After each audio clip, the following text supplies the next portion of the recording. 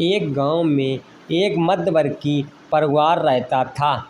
परिवार में अनिरुद्ध, उनकी पत्नी और उनके 3 बच्चे थे, जिसमें 2 बड़े-बड़े और एक छोटी बेटी बचपन से ही धर्मराज जी की भक्ति करती थी। अनिरुद्ध मेहनत मजदूरी करके अपने बच्चों को बड़ा किया और दोनों लड़कों की शादी करके उनके लिए अलग-अलग दुकानें भी कर दी।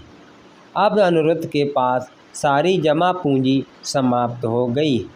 एक दिन अनिरुद्ध ने दोनों लड़कों से कहा, बेटा, अपनी बहन की शादी कर दो, वह शादी के योग हो गई है। दोनों लड़के बहुत ही घमंडी थे। वह दोनों झट से बोले, पिताजी, अगर आपके पास पैसे हो तो आप पूनम की शादी कर दीजिए। हमारे पास तो पैसे नहीं हैं और हमारी दुकान भी घाटा में चल रही है। अपने बच्चों की बात सुनकर अनिरुद्ध बड़ा ही चिंतित हो गया। उसके कारण उनकी तबीयत खराब होने लगी। पिताजी की दवा का खर्चा उठाना पड़ेगा, ऐसा सोचकर दोनों लड़के अपनी अपनी बीवियों को लेकर घर से अलग रहने के लिए चले गए। अब अनिरुद्ध के घर में खाने के भी लाले पड़ गए।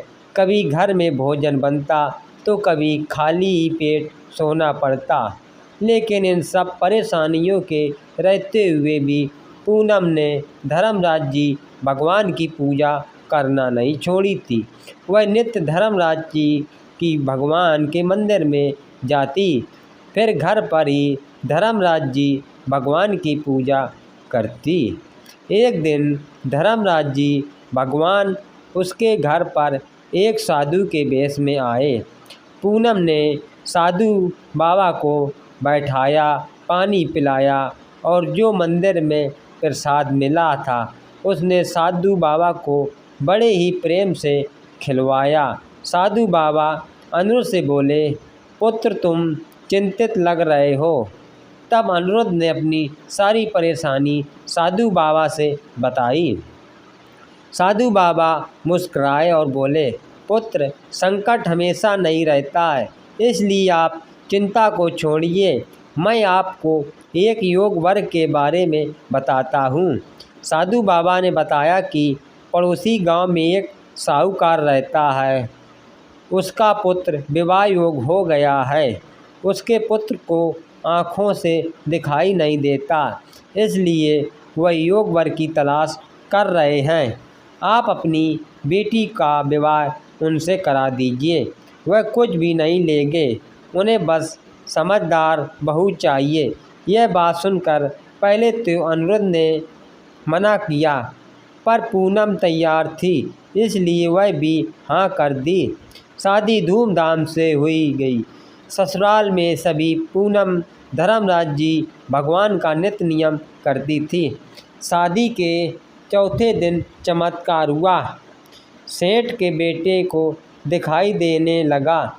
सेठ सेठानी बहुत ही खुश हुए और पूनम को अपने घर की लक्ष्मी मानने लगे। धर्मराज जी की भगवान की कृपा से इधर अनिरुद्ध भी दुख के दिन फिर गए।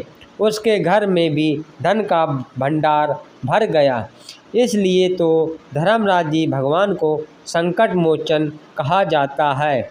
हे धर्मराज जी की जय हो, महाराज धर्मराज जी की जय हो। इस तरह से हमारी कहानी समाप्त होती है। अगली कहानी सुनने के लिए हमारे चैनल को सब्सक्राइब करें और बेल को बजाना ना भूलें। धन्यवाद दोस्तों।